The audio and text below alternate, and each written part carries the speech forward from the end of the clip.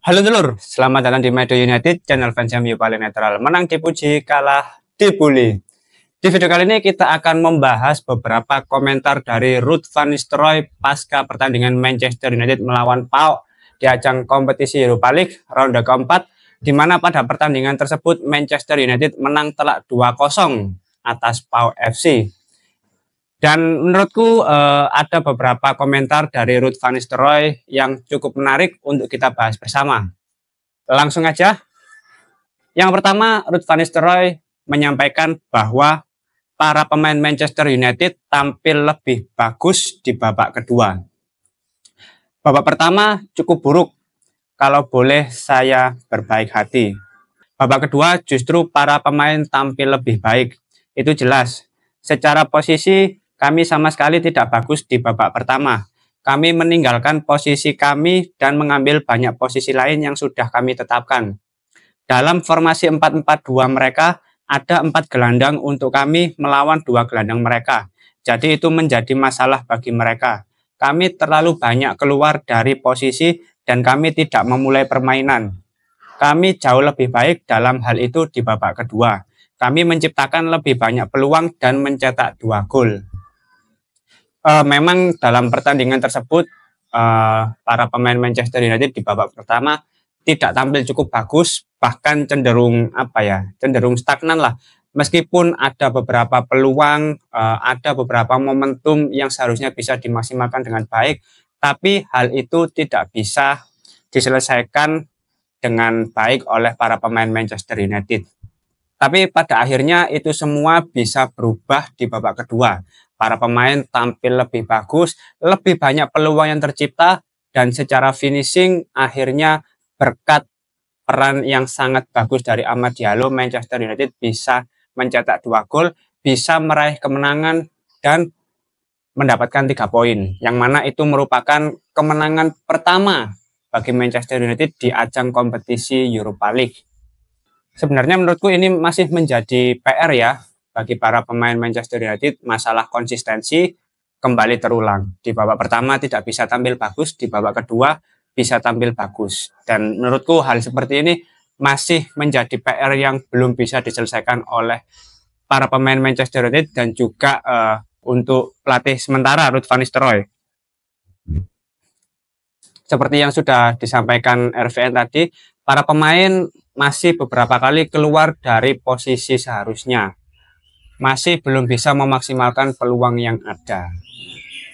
Selanjutnya, Ruud van Nistelrooy menyampaikan bahwa Amad Diallo membuat perbedaan di laga tersebut. Ia membuat perbedaan bagi kami hari ini. Berkat 2 golnya, ia tampil sangat tajam. Saya pikir di babak pertama, ia adalah salah satu dari sedikit pemain yang berada di levelnya. Bagus sekali, permainannya sangat bagus. Gol pertamanya adalah gol yang bagus dan umpan dari Bruno yang sangat bagus. Kami suka ketika kami menempatkan bola di antara kiper dan lini belakang. Anda dapat melihat ketiga pemain dalam pergerakan itu adalah sesuatu yang telah kami latih sejak awal musim. Itu selalu merupakan area yang berbahaya untuk melakukan umpan silang dan kami membutuhkan ini. Selanjutnya, Amad Diallo telah membuat golnya sendiri saat Christian Eriksen mencoba untuk memberikan umpan silang dan kemudian ia masuk ke dalam sisi kirinya dan memasukkannya ke tiang jauh dengan sangat baik. Ia memenangkan duelnya sendiri dan melepaskan tembakan untuk mencetak gol kedua yang sangat bagus. Memang di pertandingan Manchester United melawan PAOK, Amad Diallo menurutku salah satu pemain yang tampil konsisten ya selama 90 menit. Terutama di babak kedua, secara performa menurutku sangat luar biasa. 2 gol yang diciptakan oleh Amad Diallo menurutku gol yang bagus, terutama gol yang kedua.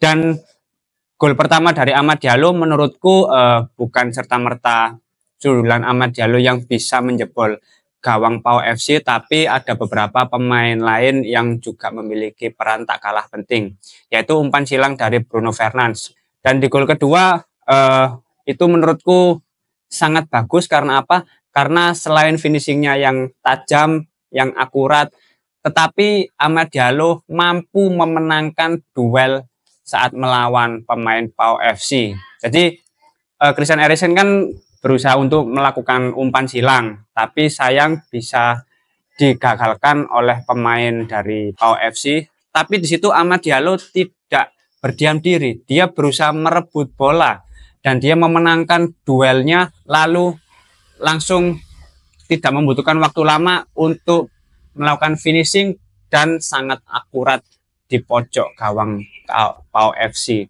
Menurutku sangat keren ya perjuangan dari Amad Diallo. Bahkan di luar itu dia juga menciptakan beberapa peluang. Pergerakannya di dalam kotak penalti juga cukup membahayakan bagi para pemain di lini pertahanan PAO FC.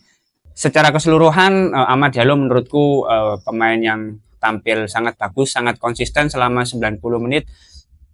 Dan dari pertandingan ini harapannya sih di pertandingan berikutnya Amad Diallo lebih banyak diberi kesempatan untuk bermain, lebih banyak diberikan kesempatan untuk tampil sebagai starter, karena ya ini salah satu pemain yang sangat potensial ya, maksudku dibandingkan Anthony, lalu Marcus Rashford, Alejandro Garnacho, Amad Diallo ini lebih simpel gitu loh secara permainan, nggak terlalu banyak dribbling, lebih berani untuk menusuk ke dalam kotak penalti, dan apa ya, nggak terlalu banyak back pass gitu loh. Duel-duel dengan pemain lawan itu dia masih berani, meskipun secara postur itu tidak terlalu tinggi, tapi dia itu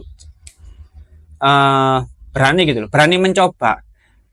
Nggak kayak Garnacho kadang kalau sudah dihadang gitu, udah dipres lawan, dia back pass. Dia nggak berani nusuk, tidak berani cut inside. Kalau Amad Diallo itu masih berani, dan menurutku dia memang layak sih dikasih kesempatan menit bermain lagi di pertandingan berikutnya. Layak dikasih kesempatan untuk tampil sebagai starter. Karena ya ini sudah membuktikan, bahkan sejak pramusim ya menurutku Amad Diallo sudah tampil bagus, sudah kelihatan lah progresnya. Dan kalau diasah lagi menurutku dia bisa tampil lebih bagus lagi dari yang sekarang gitu. Selanjutnya Ruud van Nistelrooy mengomentari bahwasanya ketika para pemain meninggalkan posnya itu tidak membantu tim. Saya mencoba mengatakannya kepada seluruh tim. Jika kami dapat mempertahankan posisi tersebut, 10 pemain, hari ini Amad bermain di sisi kanan dalam dengan Nocer Mazraoui di depan dan Bruno di sisi lain. Itu adalah 2 pemain yang dapat bermain di ruang tersebut. Jika kami dapat bergerak dari 6 pemain ke mereka atau melalui sisi mereka, maka kami memiliki segalanya untuk dimainkan dan kami mendapatkan Rasmus Højlund dengan larinya. Itu sebenarnya serangan bagus pertama dalam permainan di mana kami menemukannya di belakang tekanan. Umpannya sedikit pendek untuk Rasmus Højlund ketika ia berlari dan itulah yang ingin kami capai. Tetapi kemudian kami meninggalkan posisi kami begitu banyak lagi dan itu semua adalah niat baik, tetapi itu tidak membantu tim. Tidak hanya Bruno, tetapi lebih banyak pemain. Di babak kedua, kami lebih banyak bertahan di posisi tersebut dan menemukan satu sama lain dengan lebih mudah yang menghasilkan lebih banyak bahaya. Dari komentar ini menurutku itu sudah cukup menjelaskan bahwasanya di babak pertama memang para pemain ini mengapa tidak bisa menciptakan peluang sebanyak babak kedua dan mengapa di babak pertama itu para pemain tidak tampil bagus. Karena ya selama 45 menit para pemain Manchester United ini tidak bisa menjalankan skema yang ingin diterapkan oleh Ruud van Nistelrooy secara maksimal. Beberapa pemain masih meninggalkan posnya, beberapa pemain tidak bisa berjalan dengan sistem yang sudah disepakati. Dan itu sudah terlihat di babak pertama, tapi sangat berbeda ketika Manchester United tampil di babak kedua. Para pemain bisa tampil lebih bagus, lebih solid, lebih banyak peluang yang tercipta, dan akhirnya bisa mencetak 2 gol. Nah, menurutku di sini yang perlu digarisbawahi adalah ketika berada di atas lapangan, Manchester United itu bisa memenangkan pertandingan apabila para pemainnya ini benar-benar bisa menjalankan instruksi dari pelatih. Itu yang harus digarisbawahi. Karena mau bagaimanapun pelatih tentu mengetahui dan sudah menganalisa tim dari lawan. Itu sudah berdasarkan pertimbangan komposisi pemain yang ada. Para pemain yang menjadi starter di pertandingan tersebut. Dan sudah mempersiapkan opsi-opsi alternatif apabila sistem tidak berjalan dengan maksimal. Dan itu sudah terjadi di babak kedua. Harusnya sih hal ini sudah menjadi hal yang basic ya. Para pemain harus bisa menjalankan instruksi dari pelatih. Pelatih juga harus bisa memberikan skema yang mudah dipahami dan bisa dijalani oleh para pemain. Ini antara pelatih dan pemain ini harus saling bersinergi.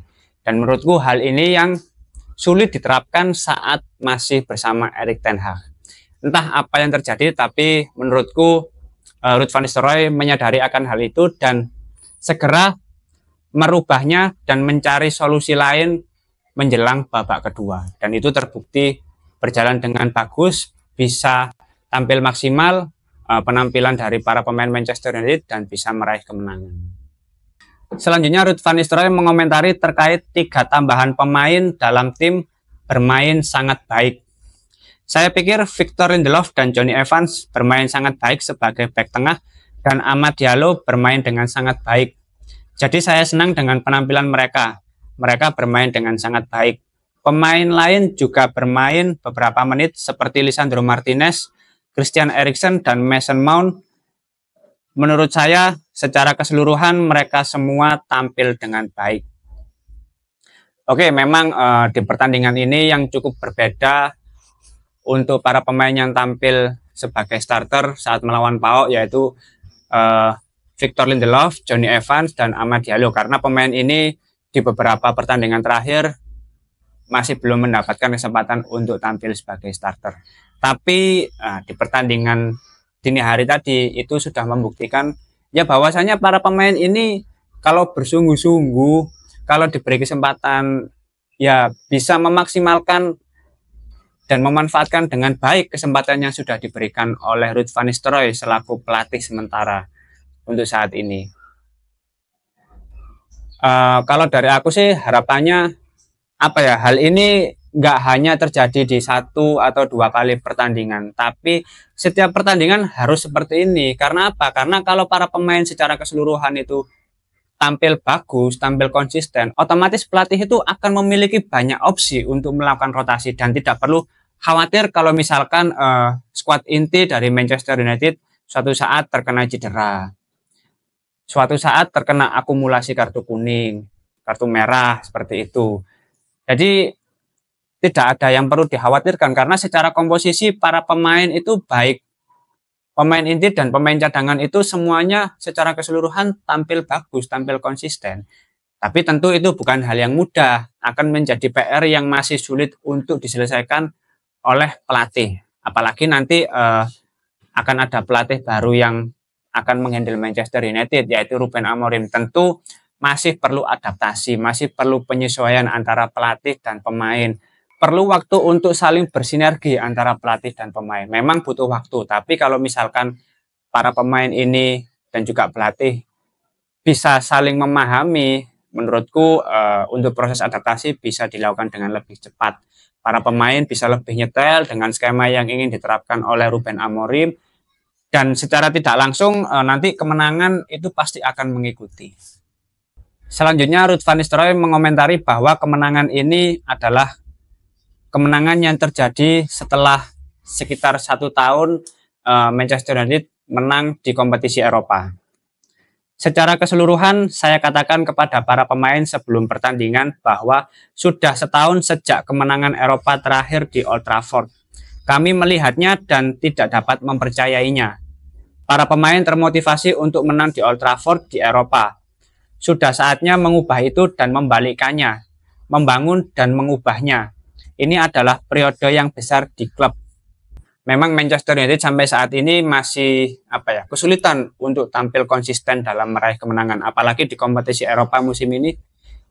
Setelah 4 pertandingan, ini baru kemenangan pertama gitu loh. Nah, ini kan sudah menunjukkan bahwa ya Manchester United saat bersaing di kompetisi Eropa itu masih kesulitan gitu loh.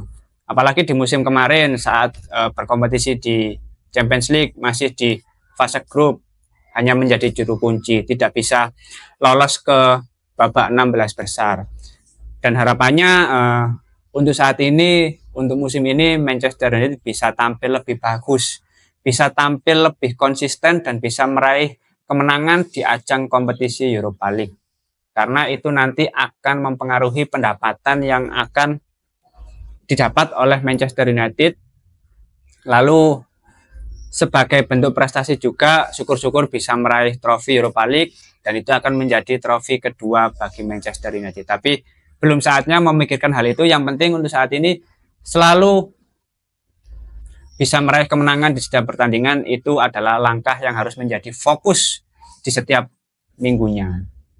Dan yang terakhir, Ruud van Nistelrooy menyampaikan bahwa dia masih bertanggung jawab pada pertandingan terakhir di akhir pekan nanti. Bagi saya, hasil yang didapat adalah yang terpenting. Saya hanya bisa senang dengan penampilan yang ditunjukkan para pemain. Saya menikmati apa yang bisa saya lakukan untuk membantu. Tetapi hari Minggu adalah hari yang lain dan saya sangat fokus untuk melakukannya sehingga saya tidak memikirkan apa yang akan terjadi selanjutnya. Akan ada waktu untuk melakukannya. Saya senang berada di sekitar tim ini. Hubungan dengan para pemain sangat baik dengan cara mereka merespon. Sangat menyenangkan berbagi momen di lapangan bersama. Itu hal yang luar biasa dan saya senang semuanya berjalan lancar. Oke, masih ada satu pertandingan lagi ya yang harus dijalani oleh Ruud van Nistelrooy di kompetisi Premier League di akhir pekan nanti melawan Leicester City, di mana di pertandingan sebelumnya Manchester United menang telak 5-2 di ajang kompetisi Carabao Cup. Tapi menurutku di akhir pekan nanti situasinya akan berbeda, komposisi pemain tentu akan berbeda. Dan mau nggak mau untuk menjaga tren positif Manchester United di bawah arahan Ruud van Nistelrooy harus bisa meraih 3 poin. Karena secara klasemen di Premier League Manchester United termasuk buruk secara performa musim ini. Jadi secara perlahan harus bisa meraih kemenangan. Tidak ada alasan lain, tidak ada keraguan. Para pemain Manchester United harus meningkatkan kepercayaan dirinya, harus lebih termotivasi untuk meraih kemenangan. Karena di minggu kemarin saat melawan Chelsea, Manchester United hanya bisa meraih 1 poin, 1 sama. Menurutku bukan hasil yang bagus. Dan mau sampai kapan Manchester United masih terseok-seok di Premier League gitu loh. Karena salah satu indikator konsisten atau enggaknya Manchester United ya dilihat di kompetisi Premier League gitu loh. Kalau misalkan di Premier League masih terus saja, berarti ya Manchester United masih belum tampil konsisten, masih belum bisa terlihat progresnya gitu loh. Oke, mungkin itu dulu beberapa komentar dari Ruud van Nistelrooy pasca pertandingan Manchester United melawan PAOK.